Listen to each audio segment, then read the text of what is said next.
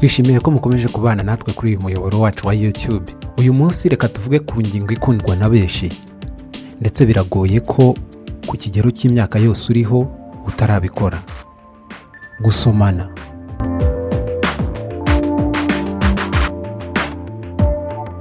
Ubu tuvugana kuri iyi tariki ya 6 z'ukwezi kwa karindwi 2021, ni umunsi mpuzamahanga wo gusomana. Iby'inzobere zibivugaho byo turaza kubigarukaho, gusa ibyinshi bigaragaza ko iyi ari ingingo ikundwa n'abantu benshi, kandi ko bigoranye ko ubuzima bwa buri muntu yabumara amadasomanye.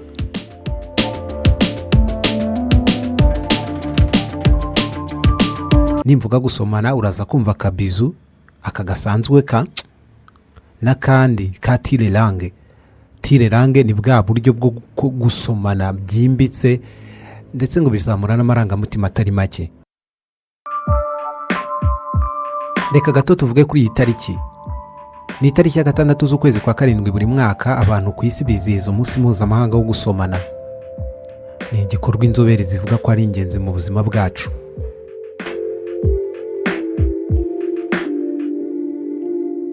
Ni umunsi wizihijwe bwa mbere mu Bwongereza ahagana mu mwaka w'1960, uza gukwirakwira mu bindi bihugu mu myaka y'2000.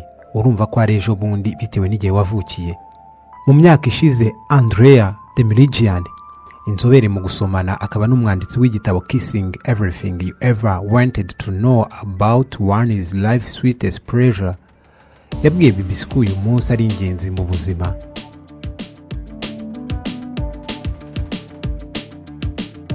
Uyu mugore wo muri Bahamas yavuze ko abawushyizeho babonye ko gusomana ni ikintu cyiza cyo gukora, no kugira ngo abantu bumve icyo gusomana bivuze.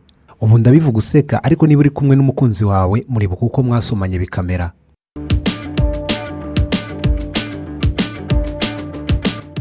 Reka tumanze twivugire ku moko matoya yo gusomana. Amoko yo gusomana nabyo bigira ubwoko. Hari ugusoma umuntu ku itama umuramutsa, hari ugusoma umuntu ku munwa ukojejeho akanya gato, hakaba no gusoma umuntu ku kiganza umuramutsa ndetse unamwishimiye.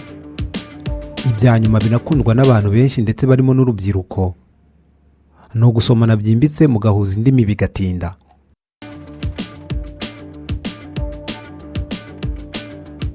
Hanyuma se ni iki gituma gusomana biba byiza cyane? Reka tugaruke kuri Madame Andreas. Yavuze ko uko umuntu yitwaye mbere yabyo ari ingenzi, hamwe n'utumenyetso dutoya umuntu yakoresha umubiri we mbere yabyo. Ariko kuba ufite umwuka mwiza ni ibintu by'ingenzi cyane. Icyo gituma abantu benshi babiri basomana bagira ibihe byiza. Wabyumvise neza ko kugira usomane ugomba kuba udafite impumuro mbi mu kanwa.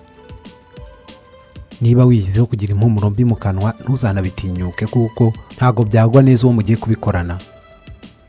Ndetse rimwe na rimwe aramutse akubwiye ko byagenze uko wabikoze ufite impumuro mbi, ushobora no guhagarika kuzongera gusomana.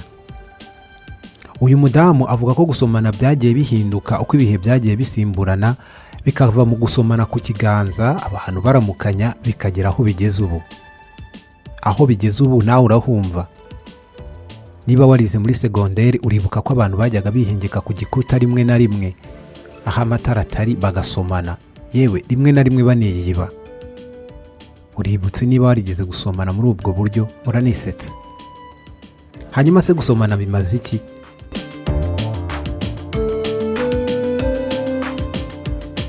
Inzobere mu buzima zivuga ko gusoma umukunzi wawe umunota umwe nibura bituma utwika ibinure bingana na karori 25.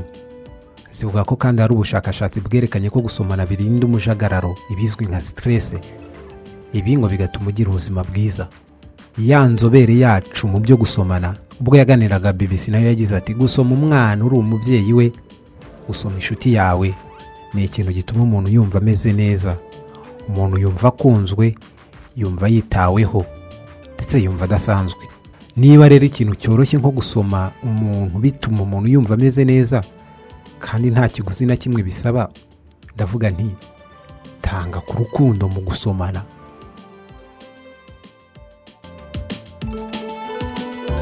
Hanyuma uribaza, ni ngombwa gusoma umuntu uwo ari we wese? Inzobere mu bigendanye n'urukundo ndetse n'ibyo gusomana zivuga ko nta wanga gusomwa, nta n'umuntu wanga gukundwa. Wasoma buri muntu wese ariko ugashyiramo icyubahiro. Aha bajya inama ko utasimbukira umuntu uwo ari we wese ngo mwitambike ngo musome, kuko ushobora kubikora bikamutera ubwoba.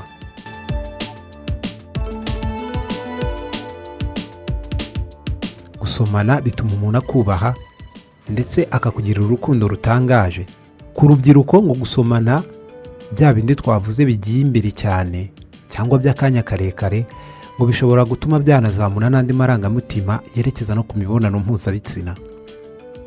Abenshi murabyibuka iyo musomanye cyane igihe kigatinda, hari n'ubwo mwibuka mwageze ahandi ku yindi ngingo ikomeye cyane mu buzima bwa muntu.